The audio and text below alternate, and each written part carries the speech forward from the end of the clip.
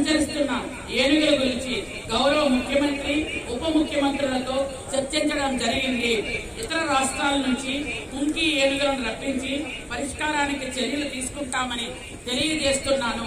సహజ సిద్ధ ప్రకృతి రమణీయతల నిలయమైన మన జిల్లాలో పర్యాటక వనరులు కోకొల్లలు, సీతంపేట మండలం Adali view point, NTR adventure park, Gummalakshmipuram మండలం Eskepadu park, Thadikonda water falls లతో పాటు ప్రతి ప్రదేశం సుందరమైన ప్రదేశంగా ఉంది. వీటితో పాటు శంబర పోలమాంబ, పాలకొండ కోట దుర్గమ్మ, కోదులగుంప సోమేశ్వర ఆలయం వంటి ఆధ్యాత్మిక ప్రాంతాలు కూడా ఉన్నాయి.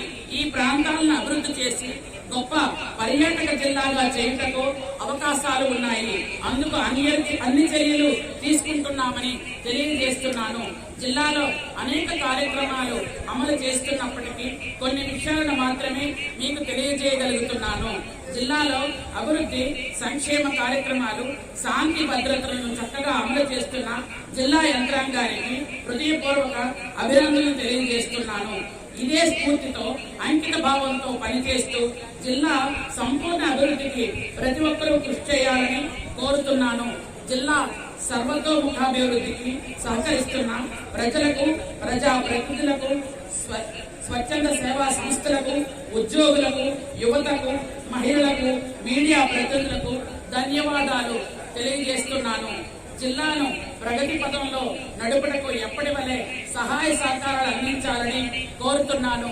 ఇంతటి అవకాశం ఇచ్చిన సాలూరు నియోజకవర్గ ప్రజలకు, నాకు ఈ రోజు ఇంత గౌరవప్రదమైనటువంటి స్థానం కల్పించిన ముఖ్యమంత్రి వర్యులకు సంతోషంగా కృతజ్ఞతలు తెలియజేసుకుంటున్నాను.